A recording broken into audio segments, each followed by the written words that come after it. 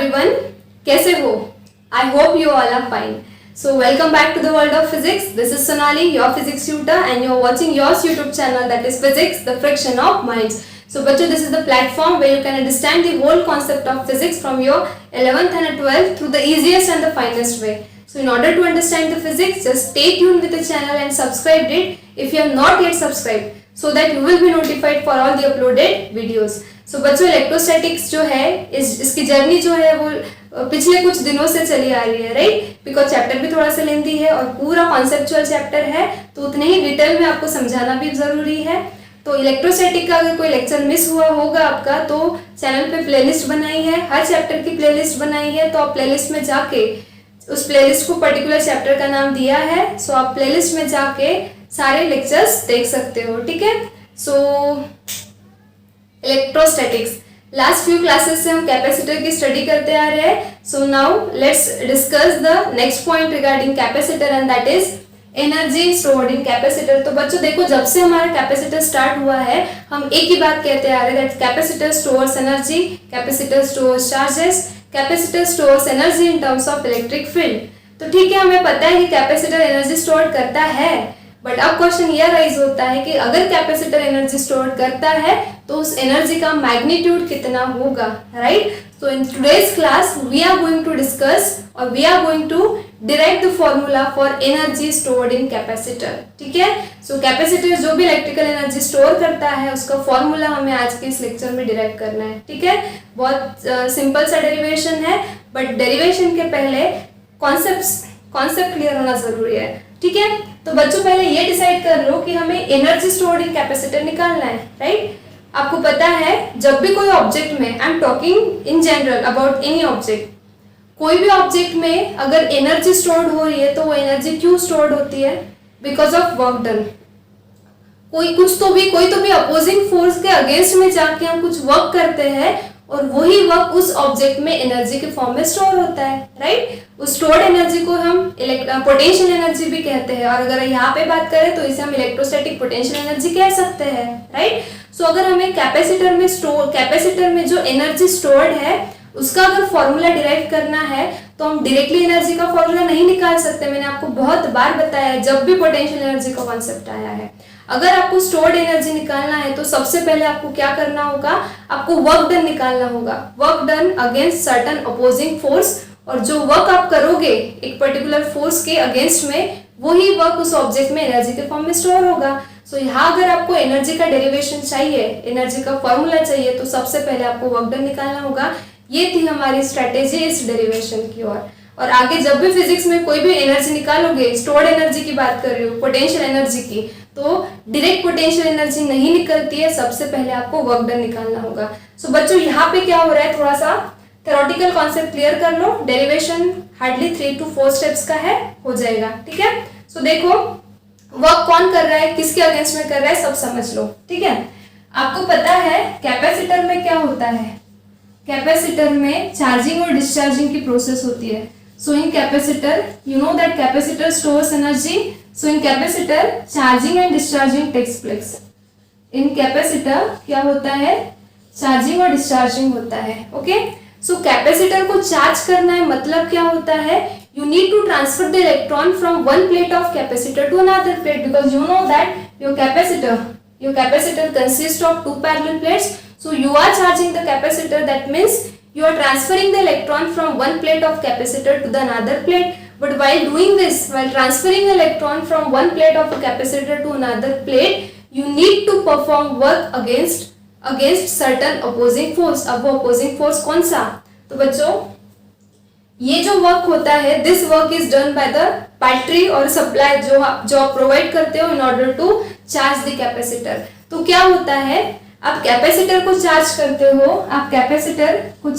हो, मतलब क्या कर रहे हो आप? You are transferring electron from where?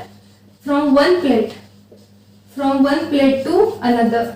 You are transferring electron from one plate to another plate of capacitor.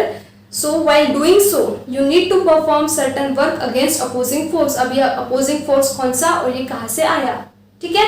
तो बच्चों देखो, when you transfer the electron, you need to remove the electron from a positively charge plate. आपको क्या करना होता है, electron को positively charge plate से रिमूव करना होता है। अब इलेक्ट्रॉन नेगेटिवली चार्ज है, प्लेट पॉजिटिवली चार्ज है, दोनों के बीच में क्या होगा, दोनों के बीच होगा force of attraction, force of attraction. So you need to remove the electron from the positively charged plate, right? But you know that in between this electron and a positively charged plate there is a force of attraction. So you need to do certain work against this opposing force, that is force of attraction, right? And at the same time you need to push the electron towards negatively charged plate. यहाँ से remove करना है आपको electron को और negatively charged plate की तरफ क्या करना है, push करना है, ठीक है। अब क्या होगा, electron itself is negatively charged, plate is itself is negatively charged, in between negative there will be what, there will be force of repulsion.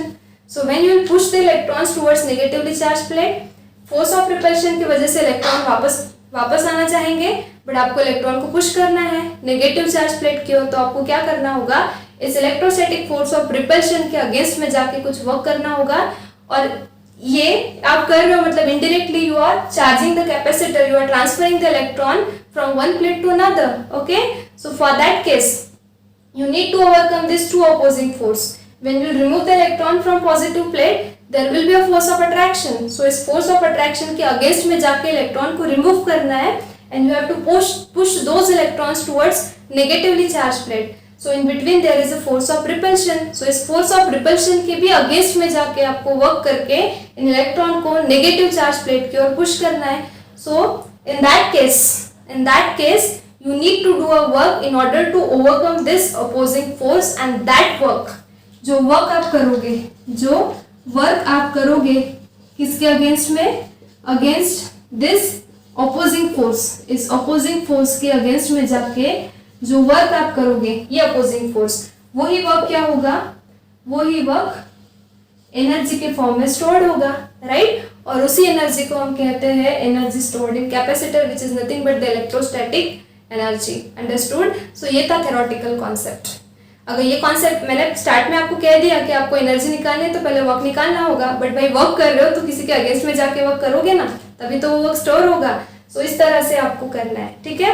When you charge the capacitor, in the process of charging you transfer the electron from one plate to another. So in that case, in that process of charging you need to overcome these two forces, and in order to overcome these two forces you need to do a certain work, and that work itself will be stored in terms of energy, understood। So ये था आपका theoretical concept। अगर ये theoretical concept आपका clear है तो अब देखो कि हम किस तरह से इस एनर्जी का फॉर्मूला निकालेंगे। तो स्ट्रैटेजी मैंने आपकी क्लियर करवा दी कि आपको पहले वर्क डन निकालना है अगेंस्ट द फोर्स, कौन सा फोर्स सब कुछ बता दिया, क्या प्रोसेस होती है सब समझा दिया, ठीक है। तो बच्चों अब क्या करेंगे, हम एक कैपेसिटर कंसीडर करते हैं, एक क्या करते हैं, और ये वर्क आप नहीं करते हो, ये वर्क कौन करता है, बैटरी करती है जिससे आप कैपेसिटर को चार्ज करते हो, ठीक है। सो सपोज ये कैपेसिटर है जिसका कैपेसिटेंस है C इस तरह से, ओके। सो इनिशियली ऐसा कंसिडर करेंगे कि ये जो कैपेसिटर है ये डिस्चार्ज है, ये क्या है, डिस्चार्ज है, and now you are charging the capacitor. So अभी मैंने बताया in the process of charging you need to do a certain work. तो देखो अब क्या क्या होगा, कैसे कैसे होगा, बहुत सिंपल है। सो हम कंसिडर करते हैं कि इनिशियली कैपेसिटर, हर चीज टेक्स्ट बुक में नहीं दी होती, कुछ चीजें हमें खुद से विजुअलाइज करते आनी चाहिए। जितना ज्यादा विजुअलाइज करोगे चीजों को उतनी ज्यादा चीजें क्लियर होगी, उतना कंफ्यूजन कम रहेगा। So initially capacitor is discharge, ठीक है। सो नाउ, और कौन सा कैपेसिटर है, पैरेलल प्लेट कैपेसिटर ऐसे कंसिडर करो जो कि इनिशियली डिस्चार्ज है। Now you are charging a capacitor, अब आप क्या कर रहे हो, कैपेसिटर को चार्ज कर रहे हो। So you are charging a capacitor by DC supply। अब सोर्स दो टाइप्स के होते हैं, AC और DC, बट आपको पता है कैपेसिटर DC को ब्लॉक करता है करके, DC सोर्स अगर यूज करोगे तो सारे के सारे चार्जेस को ये ब्लॉक कर लेगा, मतलब स्टोर कर लेगा, ये इजीली चार्ज हो जाएगा करके। यहाँ पे जो सोर्स हम यूज करेंगे it will be a DC source, so that V stands for the potential, okay. So now in the process of charging, initially तो आपका कैपेसिटर डिस्चार्ज था, फिर आपने उसे सोर्स से कनेक्ट किया और now you are charging the capacitor. So what I said, in the process of charging let Q dash be charged on capacitor. ये क्या है, let Q dash be charged on capacitor. ठीक है, और capacitor का यहाँ से जो पोटेंशियल आपने प्रोवाइड किया है वो तो भी है ही. सो इस केस में इस कैपेसिटर का जो कैपेसिटेंस है C, ये कितना होगा, फॉर्मूला क्या है, it's a ratio of charge to potential. Charge कितना है आपका Q dash, so this will be Q dash upon V. Let this be equation number 1. Okay, so initially अगर हम इनिशियल और फाइनल केस की बात करें तो इनिशियली आपका कैपेसिटर क्या है, डिस्चार्ज है. ओके, और फाइनली आपका कैपेसिटर क्या हुआ, फुल्ली चार्ज हुआ. सो इनिशियली अगर आपका कैपेसिटर डिस्चार्ज है तो मतलब यहाँ पे Q की जो वैल्यू है, Q की वैल्यू ये कितनी है, 0.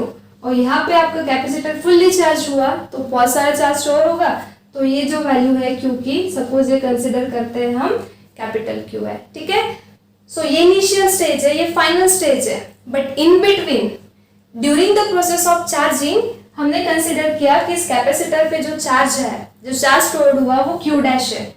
फाइनल चीज जब फुल्ली चार्ज होगा तब कैपिटल Q होगा. In between the process of charging let Q dash be the charge on the capacitor. So for that case, ये जो इंटरमीडिएट स्टेट है कैपेसिटर की, सो तब उसका जो कैपेसिटेंस रहेगा let this be Q dash by V. Clear है इतना. अब सपोज लेट DQ, हमने क्या किया, DQ अमाउंट का small charge, let DQ be small charge which is transferred in between two plates of capacitor,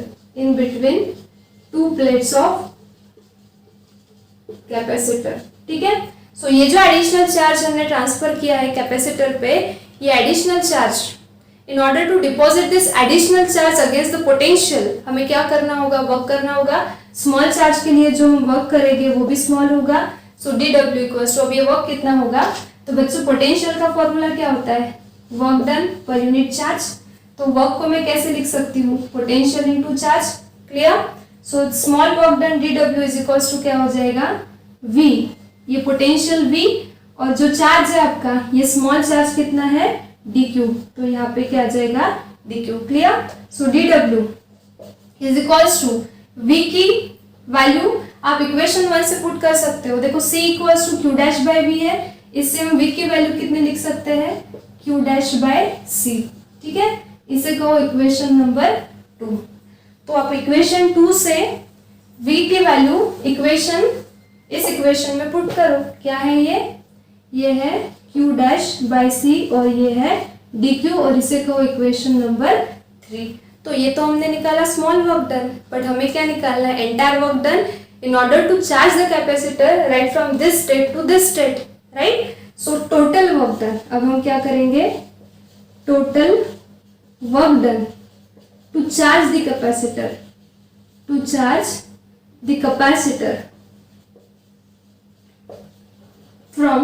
from where, from Q equals to 0 to कहाँ तक, fully charge होगा जहाँ पे Q की वैल्यू कैपिटल Q होगी. कैसे निकालोगे total work done, small work done को अगर हम इंटीग्रेट कर दे तो हमें एंटायर वर्क डन मिल जाएगा. So total work done will be equals to integration of small work done and the limit of integration is from 0 to Q, because initially discharge state में charge 0 था, fully charge जब हुआ तो charge कितना है, capital Q. So it will be from 0 to capital Q. ठीक है, अब वैल्यू पुट करो. सो यहाँ पे लिखते हैं हम W is equals to integration of 0 to Q, dW की वैल्यू इक्वेशन 3 से पुट करो. What is that, Q dash upon C into dQ. So W is equals to, now C is the capacitance of capacitor, constant value है, integration के बाहर ले लो. सो यहाँ पे हो जाएगा integration of 0 to Q dash dQ. अब इंटीग्रेशन ऑफ x dx को लिखते हो x स्क्वायर बाय 2, वैसे ही यहाँ पे क्या आ जाएगा 1 by C, integration of Q dQ क्या हो जाएगा क्यू डैश का स्क्वायर अपॉन 2। ठीक है, इतना समझ में आया। तो अब देखो नेक्स्ट स्टेप में क्या होगा। नेक्स्ट स्टेप हम इधर लिखते हैं। ये सिंपल सा इंटीग्रेशन है जो आप मैथ्स में सॉल्व करते हो, तो ये आपको आता है। आई होप आपने इसका स्क्रीनशॉट लिया होगा। नहीं लिया है तो रिवर्स करके वीडियो को पॉज करो और यहाँ पे जो लिखा था वो नोट डाउन करो। ठीक है, सो W इज इक्वल्स टू, ये हो जाएगा 1/2c। 1/2c और लिमिट कहाँ से कहाँ तक है आपकी, फ्रॉम 0 to q। ठीक है, सो इस 2 को बाहर ले लिया। अब आपको q डैश की जगह पे q की वैल्यू पुट करना है, upper limit minus lower limit. So upper limit है आपकी q, लोअर लिमिट है आपकी 0, तो ये हो जाएगा q square minus 0। This way you will get q square upon twice c। Let this be next equation number I guess 4। So this way you have determine the entire work done against that opposing force. अब यही work क्या होगा, energy के form में store होगा। So I can say this work will be stored in form of energy of capacitor. So this work will be stored in form of energy of capacitor, which is denoted by U.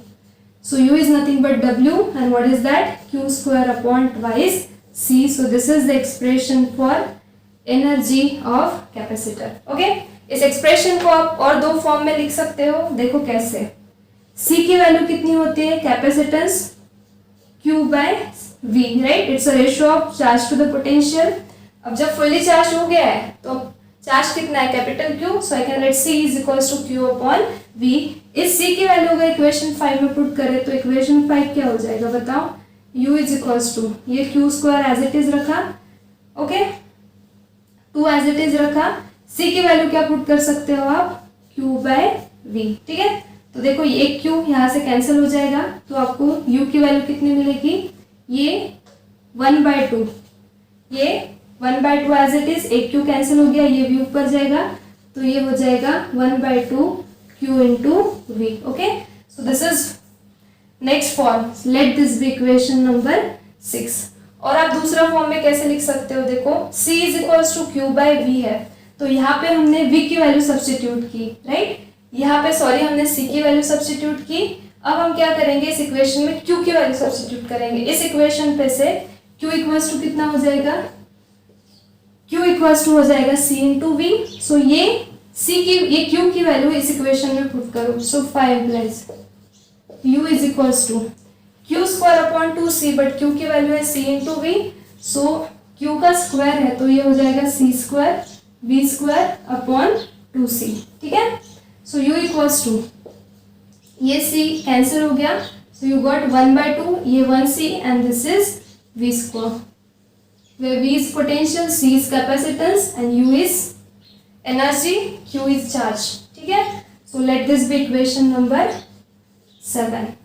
So equations 5, 6 and 7 are the different forms of energy stored in capacitor, which is nothing but the electrostatic energy. So simple सा derivation है, ठीक है ना। derivation में जो steps है वो कोई complicated नहीं है, बट स्टार्ट में जो मैंने आपको थ्योरेटिकल कॉन्सेप्ट समझाया है वो अगर आपको समझ में आया है तो फिजिक्स पढ़ने में मतलब है, ठीक है ना।